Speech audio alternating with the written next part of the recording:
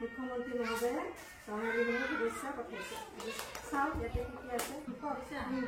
অতুলবাৰী আছে, ভাতৃশ্বাৰ, দুজন জীৱন মাটি পুৰস্কাৰ আহিছে। হিমন্ত বিশ্ব শৰ্মা ৰঙালী বিহুৰ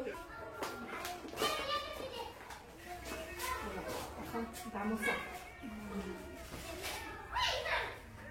ভিতৰত এখন গামোচা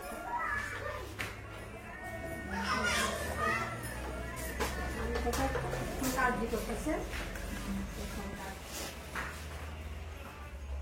কাৰ্ডখন খাদ্য কাৰ্ডখন ওলাইছিলে, কাৰ্ডখন দিছে।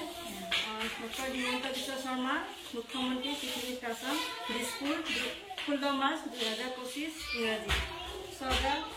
নমস্কাৰ গ্ৰহণ কৰিব। অসমীয়া জাতিৰ সাংস্কৃতিক বৈভৱ নৱজীৱনৰ প্ৰকাশ ৰঙালী বিহু আৰু অসমীয়া নৱবৰ্ষৰ 14 বছৰত আন্তৰিক শুভেচ্ছা জ্ঞাপন কৰিলোঁ।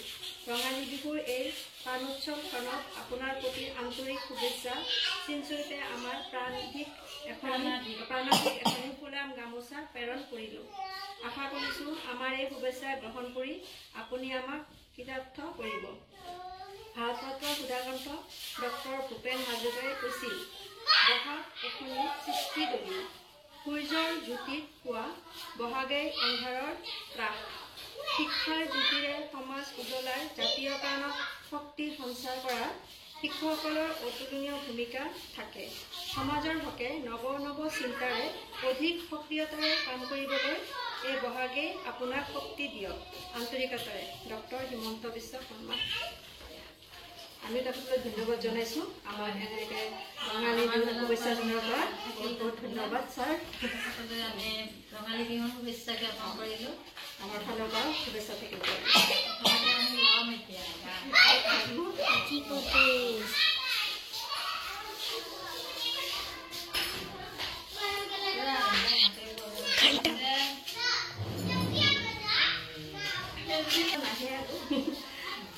ধন্যবাদ ছাৰ, আমাক এনেকৈ ৰঙালী বিহুৰ শুভেচ্ছা জনোৱাৰ বাবে বহুত বহুত ধন্যবাদ। আৰু আপোনালৈ ৰঙালী বিহুৰ শুভেচ্ছা।